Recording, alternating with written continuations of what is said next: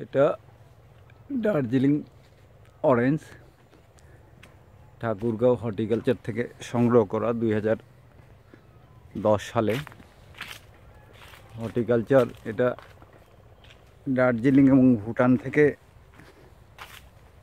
ভুটানে গিয়ে বীজ সংগ্রহ করে এই চারাগুলো করেছিল সাইট্রাস প্রকল্পের সরকারের 2010-15 প্রকল্পের আওতায়, কিন্তু ঠাকুরগাঁয় সে প্রকল্প বাস্তবায়ন হয়নি। না হওয়ার কারণে ওনারা চারাটা নষ্ট করতে চাননি। নষ্ট না করে কিভাবে চারাটা একজন ভালো কৃষককে দেওয়া যায় সেই সূত্রে আমার হাতে তারা এটা দিয়েছিল যেন উৎপাদনে যেতে পারে। তো আশা করি বিগত 8 বছর থেকে আমি বাণিজ্যিকভাবে এটা বাজারজাত করে আসছি এবং এটা খেতেও সুস্বাদু, মিষ্টি, ফলনও অনেক। ঠিক দার্জিলিং যাতে যে ফলনটা হয় সেরকমই ফলন হয়। এবং আমি লোকালে এটা বিক্রি করি, তারা সবাই বলে খেতে সুস্বাদু এবং ফলন অনেক বেশি হয়।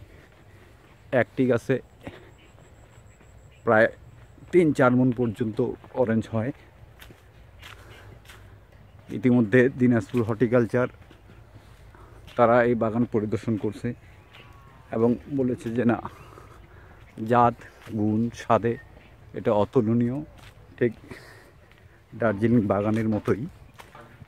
তো আমি এটা প্রসারের জন্য ইতিমধ্যে জাম্বুরার চারা করেছি নিজে। এই প্রসারের জন্য 1 লক্ষ চারা করব বিক্রির জন্য। এটার জন্য আমাদের এই পীরগঞ্জ এলাকায় আরও ব্যাপকভাবে মানুষ চাষাবাদে উদ্যোগী হয় এবং প্রচুর লাভজনক, অনেক লাভজনক। এই কমলা চাষটা অনেক লাভজনক।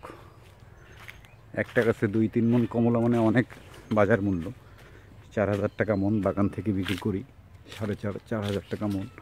সেই হিসাবে অনেক লাভজনক, খরচও কম। এটা আমার ফুল অর্গানিক বাগান। এই বাগান